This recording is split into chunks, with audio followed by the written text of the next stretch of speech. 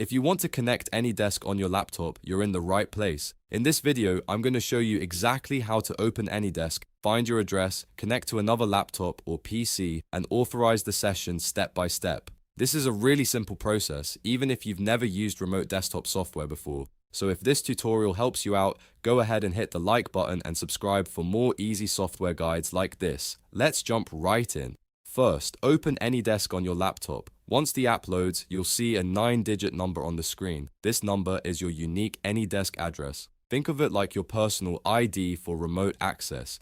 If someone else wants to connect to your laptop, this is the number you give them. Now, if you want to connect to another laptop or PC, ask the other person to open AnyDesk on their device as well. They will also see their own 9-digit ID. That is the number you need in order to start the remote session.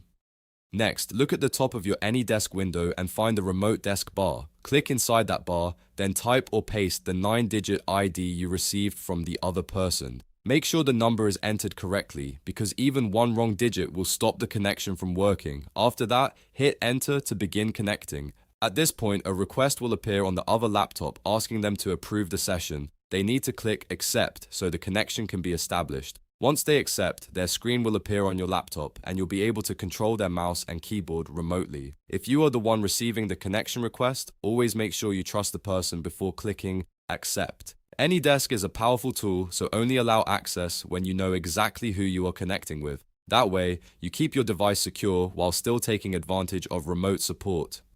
Now that the session is active, you can begin working remotely as if you were sitting in front of the other laptop. This is useful for tech support, helping family members, sharing files, or accessing your own computer from another location. It's fast, convenient, and one of the easiest ways to control a device remotely. If the connection does not go through, double-check the ID, make sure both laptops are connected to the internet, and confirm that the other person actually clicked accept. Those are the most common reasons AnyDesk connections fail, and that's it. You now know how to connect AnyDesk on a laptop. You've learned how to find your AnyDesk address, enter another device's ID, and authorize the session so you can start remote access in just a few moments. If this video helped, don't forget to like, subscribe, and turn on notifications so you never miss the next tutorial. Thanks for watching, and I'll see you in the next one.